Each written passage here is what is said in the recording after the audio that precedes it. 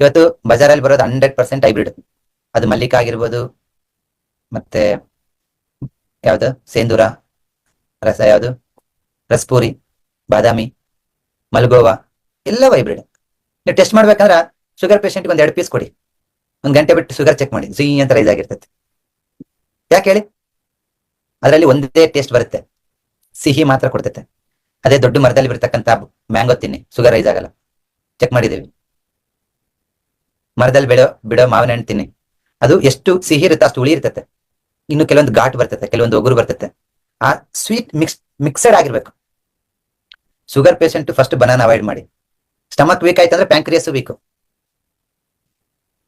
ಮಾವಿನ ಹಣ್ಣು ತಿನ್ಬೇಕು ಅಂತಂದ್ರೆ ಡಯಾಬಿಟಿಸ್ ಪೇಷಂಟ್ ಹುಡ್ಕೊಂಡು ಹೋಗಿ ಮಾವಿನ ಮರ ಎಲ್ಲಿದೆ ಅಂತ. ಗಿಡದಲ್ಲಿ ಬಿಡೋ ಹಣ್ಣುಗಳನ್ನ ತಿನ್ಬೇಡಿ. ಈವನ್ ನಾರ್ಮಲ್ ಪೀಪಲ್, ನಾನು ನಮ್ದೊಂದು ತೋಟ ಇದೆ ಇಲ್ಲಿ, ಅದ್ರಲ್ಲಿ ಒಂದು 50 ಮರಗಳಿದಾವ, ಎಲ್ಲ ಹೈಬ್ರಿಡ್. ನಾವು ಕೊಂಡ್ಕೊಂಡಿದ್ದ ತೋಟ, ಒಂದೇ ನಾಟಿ ಮರ ಇದೆ. ನಾವು 50 ಬೇರೆ ಕೊಟ್ಟು ನಾಟಿ ಮರ ನಾನು ಇಟ್ಕೊಂಡಿರ್ತೀನಿ. ಅವ್ರು ನನ್ನ ನೋಡಿ ನೆಕ್ತಾರೆ, ಅದ್ರಲ್ಲಿ ಏನ್ ಸರಿ ಹಣ್ಣಿರಲ್ಲ, ದೊಡ್ಡ ದೊಡ್ಡ ಬಾದಾಮಿ ಗಿಡ ಅವೆಲ್ಲ ನೀನ್ ಬೇಡ ಅಂತೀಯ ಅಂತ. ಬಟ್ ಅದು ನನಗೆ ಗೊತ್ತು, ಆ ಮರದಲ್ಲಿ ತಿಂದ್ರೆ ಏನಾಗುತ್ತೆ, ಗಿಡದಲ್ಲಿ ಇರೋದು ತಿಂದ್ರೆ ಏನಾಗುತ್ತೆ ಅಂತ.